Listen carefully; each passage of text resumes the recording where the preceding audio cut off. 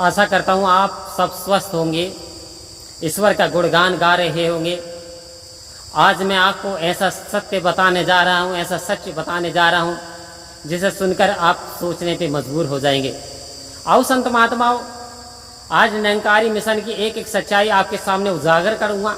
आखिर निरंकारी मिशन के अनुयायी ऐसा क्यों करते हैं, ऐसी सोच क्यों रखते हैं, ऐसा काम क्यों करते हैं? क्या ये धर्मी हैं, क्या सनातनी हैं, किस मार्ग पे चल रहे हैं?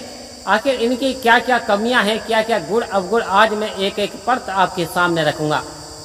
आओ संत महात्माओं, यानी निरंकारी मिशन की बात करें। निरंकारी यानी जिसने निरंकार को जान लिया तो उसे कहते हैं निरंकारी। मिशन का मतलब होता है एक उद्देश्य, एक पर्पज।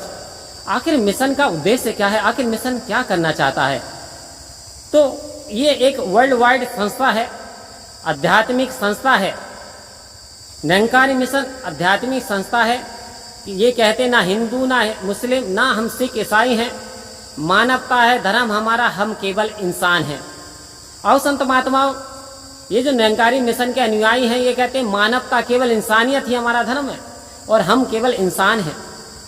चाहे कोई इंसान अब जन्म लेता है, देखते हैं हम किसी के यहाँ भी जन्म हो, एक्स वाई हिंदू मुस्लिम सिख ईसाई, तो वहाँ पे कोई ये प्रूफ नहीं करके देख सकता कि उसके माथे पे तिलक लग के आया था, या उसने जनेऊ पहनी थी, या फिर वो दाढ़ी रखा के आया था, या फिर वो टोपी लगा के आया था।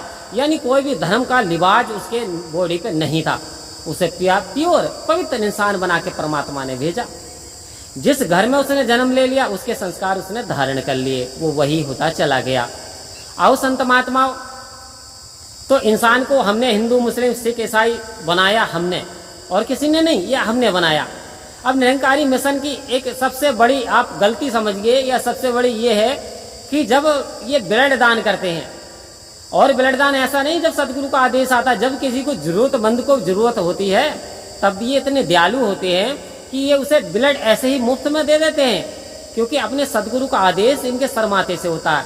जैसे एक बार सदगुरु बाबा हरदेव सिंह जी महाराज ने कहा था कि ब्लड नालियों में नहीं नाड़ियों में बहना चाहिए। कह रहे नाली में नहीं बहना चाहिए, इंसान की नसों में बहना चाहिए। तो ये अपने सदगुरु का एक एक वचन मान करके, तो यानी ये दूसरे को ब्लड दान करते हैं, मुफ्त में दान करते हैं।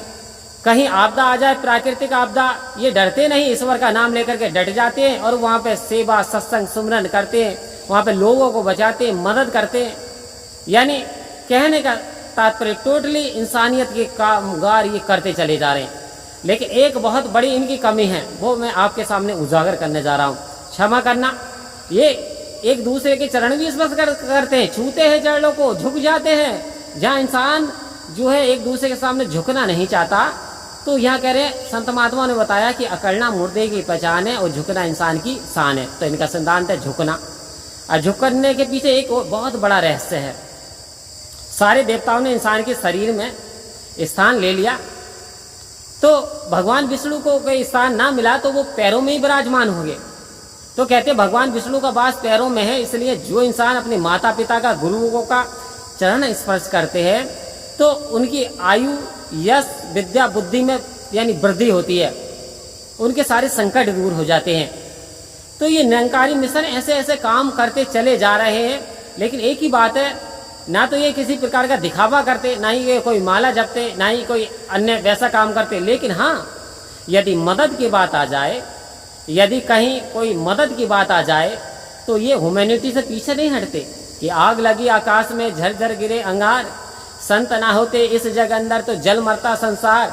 आओ संत महात्माओं, ये संतों का ही तो ख्याल समझिए। ये संत महात्मा ना होते तो संसार तो कब से तृतीय वर्ल्ड वार हो जाता, और जिस दिन तृतीय वर्ल्ड वार हुआ उस दिन ये संसार समाप्त हो जाएगा। ऐसा कि धरती उजाड़ दी है, गगन को सजा लिया। आज इंसान ने क्या करा, धरती उजाड़ने पे और गगन को सजा बैठा है। सैटेलाइट बना लिया, ऐसे यानी गोला बारूद बना लिए, ऐसे परमाणु बम बना लिए। इंसान ये देखिए क्या इंसान ने मौत का साजो सामान बना लिया, और जिसे पाना के लिए आया था, जो मेन पर्पस था परमात्मा की प्राप्ति, रमे राम की जानकारी, ये कर ही नहीं पाया। आओ संत महात्माओं, यदि ये जानकारी ना कर पाया तो जितने भी कार्य किए सब व्यर्थ चले जाते हैं। पुण्य काम से इंसान को मनुष्य योनि तो मिल जाती है, लेकिन फिर 84 में जाना पड़ता है जब तक कि परमात्मा की जानकारी नहीं हो जाती।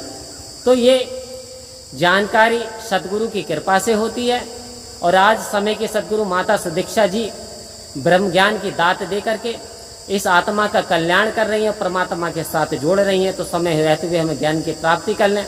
आओ संत महात्माओं, परम प्यार से बोलिए धन्य का।